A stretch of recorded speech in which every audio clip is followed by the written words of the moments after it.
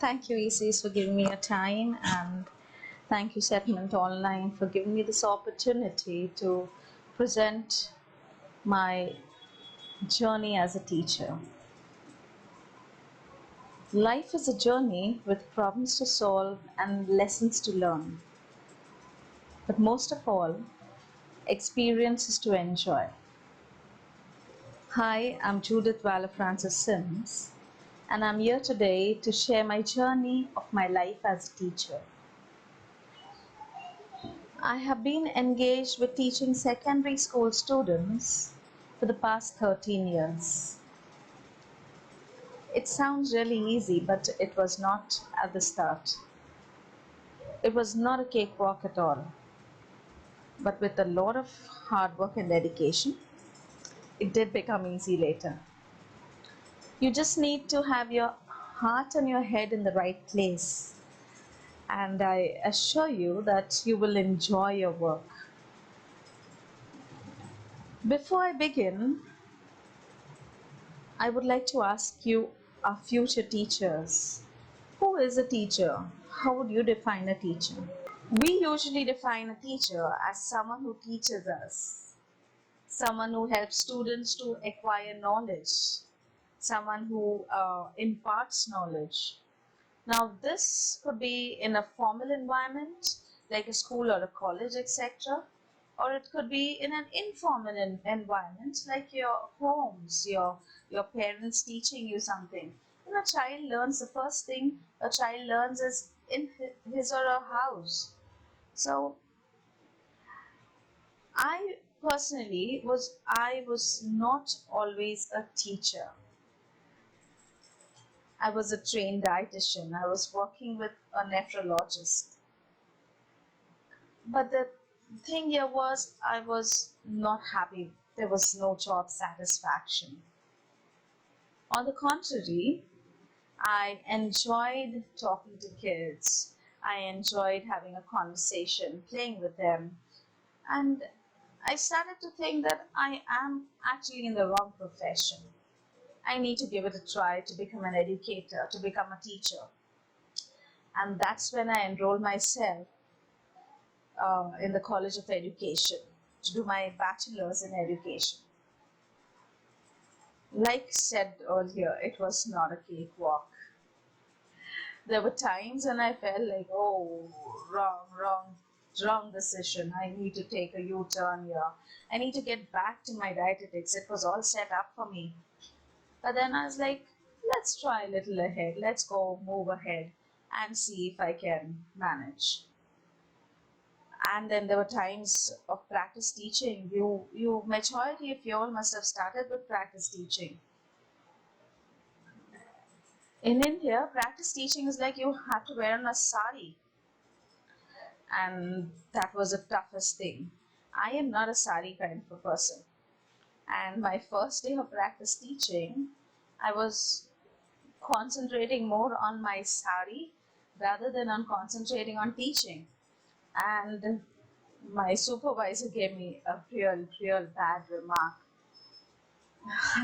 That was like very bad for me.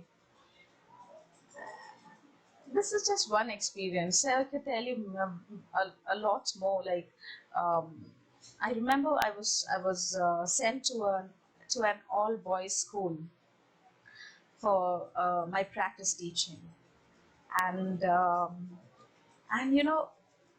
these children, when they see a new teacher entering in, oh, they get all the energy. They collect all the energy from the surroundings till their own teacher was present in class.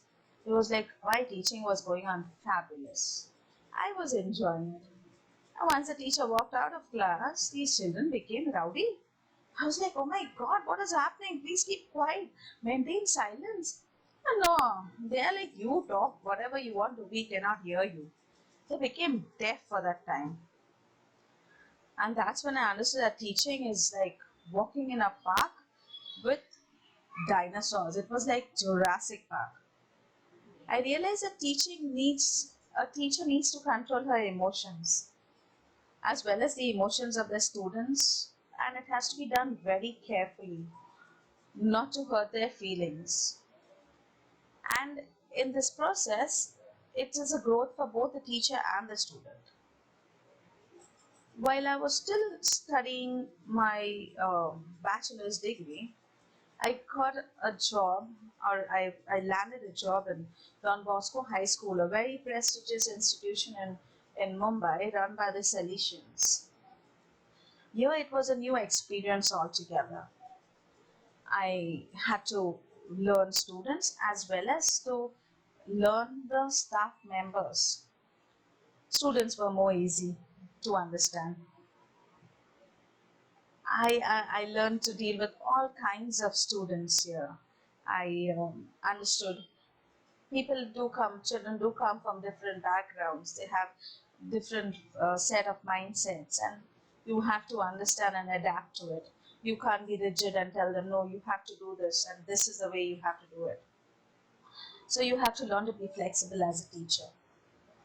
I learned to go professionally. I started conducting assemblies. I became quiz masters. A mistress, and I learned to judge competitions without being biased, and I also learned to train students for various competitions. I started comparing programs, and I started to grow as an individual. I started to grow, understand myself better, started to understand my potentials better, and I learned leadership skills. And this was not only learning, it was also teaching. I was instilling it in the students as well. That's what you will have to do. You have to instill, not, you don't have to only teach your study matter. You have to teach them a lot of good habits, a lot of values. I learned to understand teenagers better. You know, teenagers, they take up a lot for their peers. They'll do anything for their friends. And they learned, I learned how to work as a team, how to cooperate. As strange as it may sound, me being a teacher, I have to teach. But I learned a lot from these students. I learned how important it is to understand people's emotions, to put yourself in someone else's shoes, to empathize with them. And this all the students taught me, and I was astonished. Now I can continue to tell you my experiences as a teacher, but then I would like you to learn from your own experiences. I'd like to leave things for you to learn yourself. Just one thing you need to remember is you need to be a bit easy with youngsters. You need to gain their trust. You need to help them to understand you, and you need to understand them.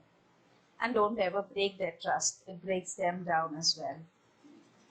Rome was not built in a day, so you need to put in a lot of hard work and dedication to be a good teacher. Keep one thing in mind, the teachers, they can change a lot of lives with just the right mix of talk and challenges. I hope you can be wonderful teachers ahead. Thank you very much. Have a wonderful workshop ahead. Bye.